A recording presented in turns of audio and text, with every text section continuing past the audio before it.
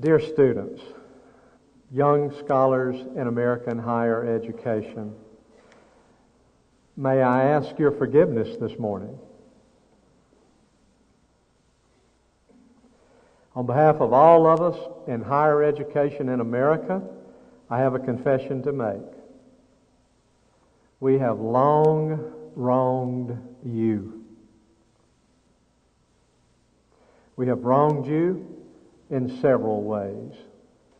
First, we have not done our part to make college education affordable. Only half of American youth from low-income backgrounds attend college compared to 80% of those from high-income families. Income discrimination has become the most significant factor in predicting access to a college education. Second, the first to be asked for more money is the student. Rising university tuition and fees are taxes on the poor, and are generally taxation without representation at that. Didn't we fight a war over that? Third, we have not seriously bothered ourselves with remedial programs to help those of you trying desperately to help yourselves.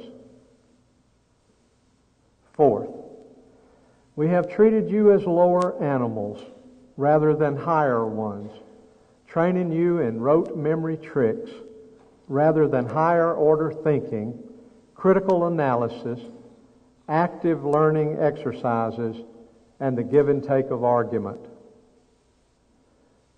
Fifth, we have forgotten why higher education developed in America: for moral and Christian formation of students, and how, through academic rigor and the integration of faith and learning. I covenant before you this day to do my best to raise money for endowed scholarships in order that you and your sisters and brothers can matriculate and remain at Carson-Newman to receive this world-class education with our faculty which awaits you. I cannot promise results, but I can promise effort. And we will work with you as hard as you are willing to work to help you successfully complete your college education. But what about the other two problems I mentioned in higher education? Academic and Christian atrophy. Please let me assure you that intellectual inquiry and spiritual passion are alive and well with our faculty and with our staff at Carson-Newman College. Contrary to popular wisdom, the proper response to a changing world, write Collins and Poran in their book, Built to Last: Successful Habits of Visionary Companies, quote, is not to ask how should we change, but rather to ask what do we stand for and why do we exist. This should never change, and then feel free to change everything else, end quote. In a changing world, some things don't. Here are two: academic and Christian excellence at Carson-Newman College. This is what we stand for at Carson-Newman. This is why we exist. Academic and Christian excellence. Not one or the other, both. What does Athens have to do with Jerusalem? Tertullian asked. Much, Duns replied. As far back as 1836, the Christian Index reported, quote, Christianity has always been the friend and prompter of learning. Most of the schools we have were founded by the churches, end quote.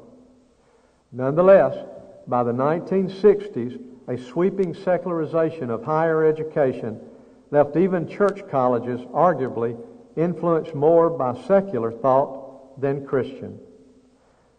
The pendulum is swinging back.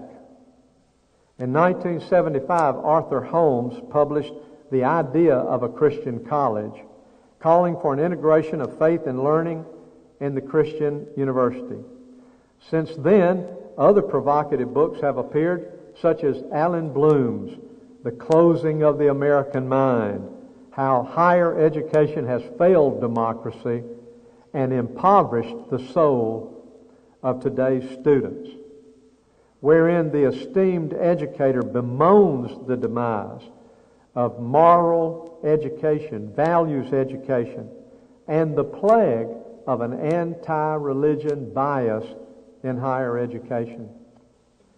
Former Harvard Dean Harry Lewis laments in his recent book, Excellence Without a Soul, how a great university forgot education, that at Harvard and at other major universities in America, moral education has withered.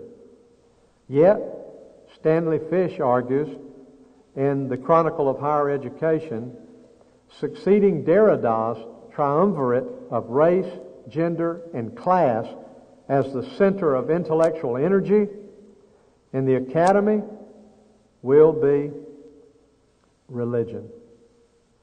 Regarding academics, former Harvard President Derek Bach argues in his tome, Our Underachieving Colleges, that we should pay less attention to college rankings and more attention to students speaking in class, students talking, engaging in intellectual discourse in class, students writing a paper, students making an oral presentation, students participating in group learning exercises, students engaging in community service, students engaging in exercising higher order thinking, and students receiving prompt feedback on coursework.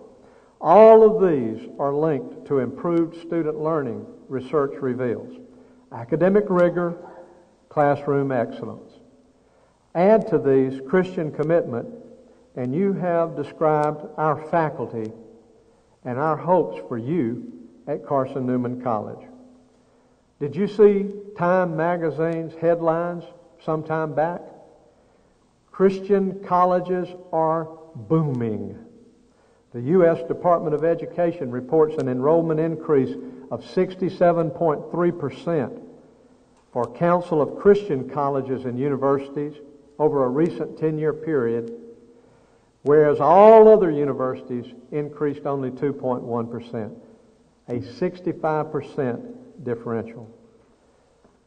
Apparently, the longing is for a place where the life of the mind and the shepherding of the Spirit might find a welcome home. If so, our commitment at Carson-Newman to academic and Christian excellence positions us providentially to meet your deepest needs spiritually and intellectually, and to help you realize the highest dreams you dare to dream. We covenant to be that place for you where your dreams can come true, educationally and transformationally. We might not be right for everyone, but we're glad we're right for you. May I challenge us to become better than we have ever been, to discover the joy of loving the Lord with all of our hearts, with all of our souls, and with all of our minds. At home in your Carson-Newman family, you are valued as a person created in the image of God. We value you as a person and respect your individuality. You are home. We're glad you are here to be who you are and to become who you were created to become. Today, this is a great college of academic and Christian excellence for you to come to. Tomorrow, she will be one for you to go from, to make a difference in this world for Christ's sake. This is our covenant. This is our challenge. This is our calling.